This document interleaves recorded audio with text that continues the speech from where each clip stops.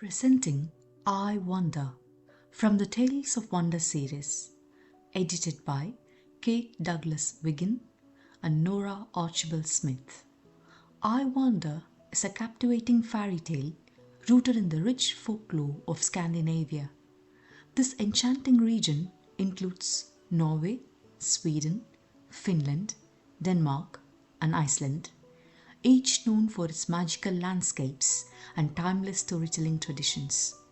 I Wonder invites readers into a world of mystery, imagination, and gentle wisdom, echoing the spirit of Nordic tales passed down through generations. I wonder.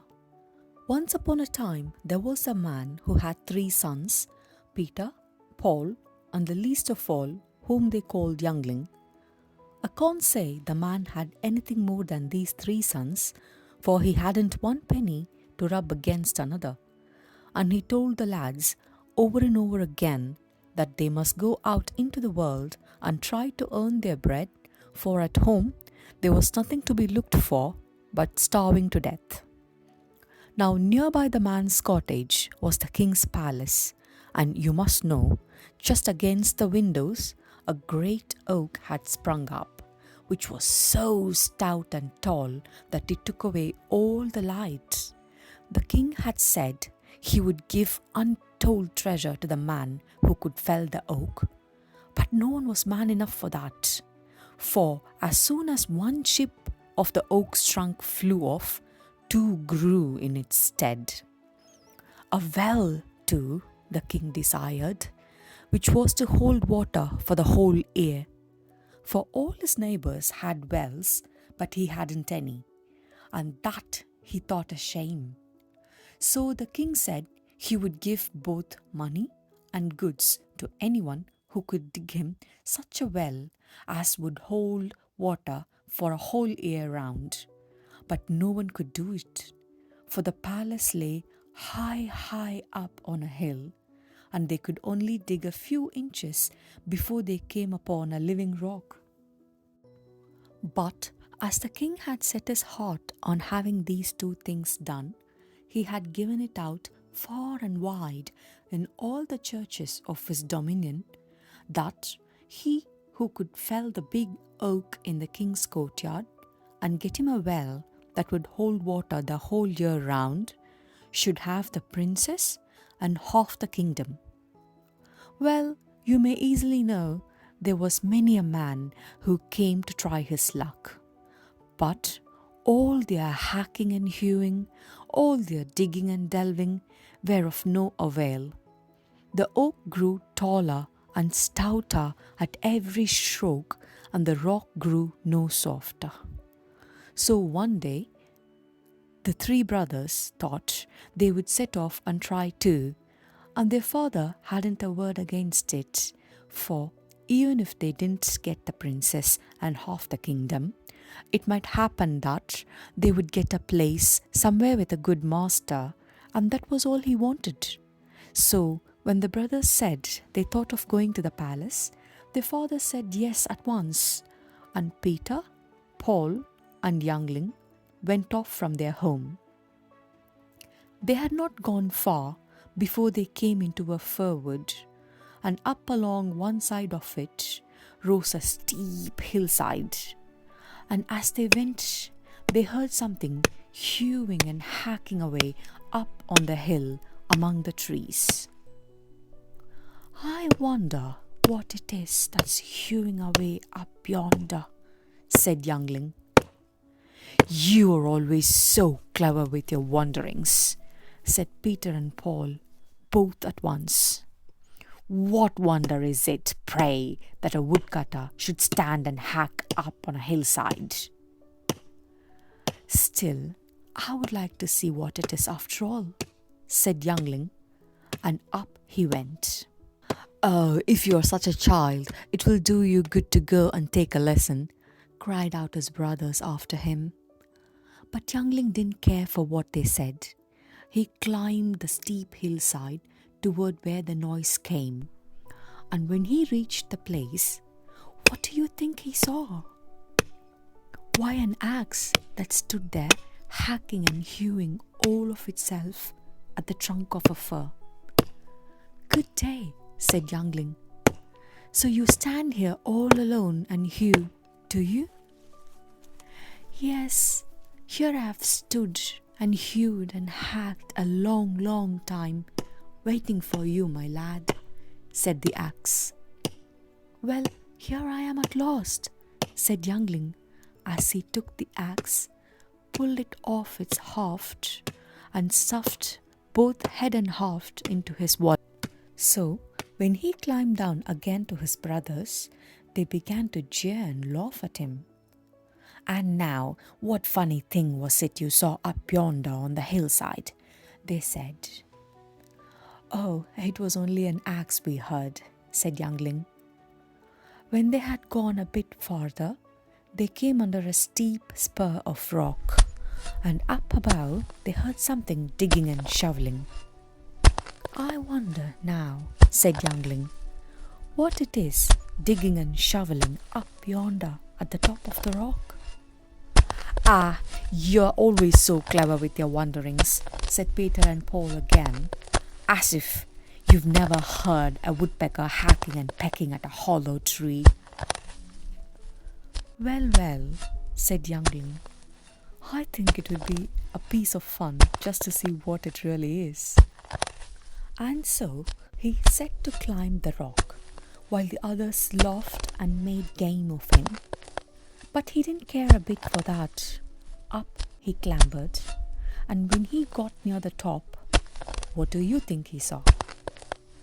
Why, a spade that stood there digging and delving. "Good day," said Youngling. "So you stand here all alone and dig and delve?" "Yes, that's what I do," said the spade. "And that's what I've done this many a long day, waiting for you, my lad."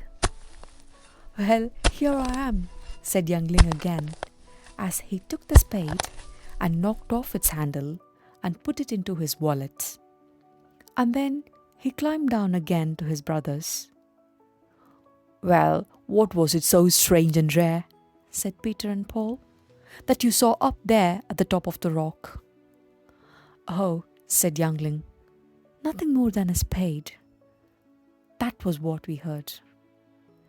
So they went on again a good bit till they came down to a brook.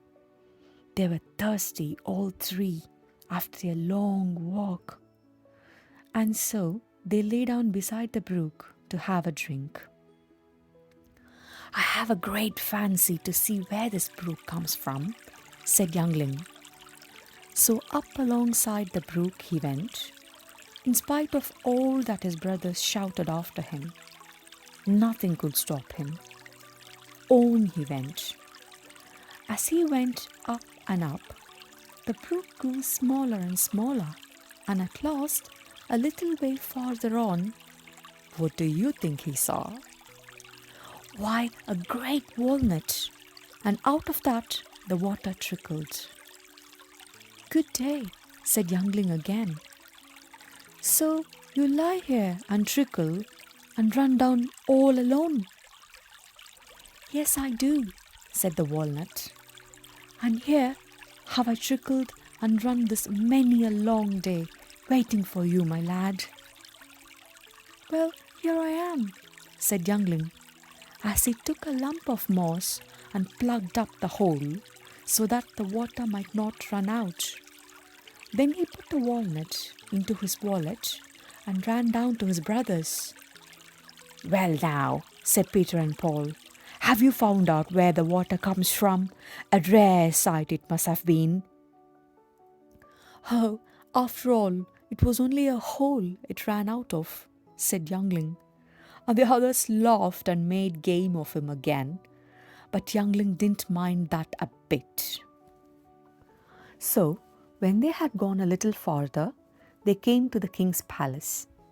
But as every man in the kingdom had heard that he might win the princess and half the realm if he could only fell the big oak and dig the king's well, so many had come to try their luck that the oak was now twice as stout and big as it had been at first, For you will remember that 2 chips grew for every one that they hewed out with their axes.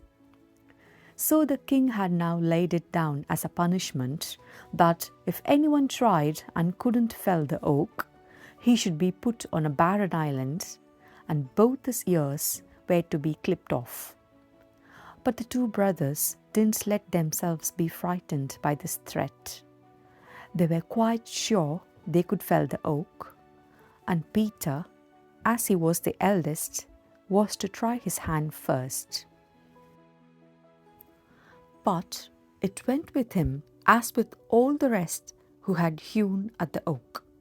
For every chip he cut, 2 grew in its place. So the king's men seized him and clipped off both his ears and put him out on the island. Now Paul was to try his luck, but he fared just the same. When he had hewn 2 or 3 strokes, they began to see the oak grow, and so the king's men seized him too, and clipped his ears and put him out on the island. And his ears they clipped closer because they thought he ought to have taken a lesson from his brother. So now Youngling was to try.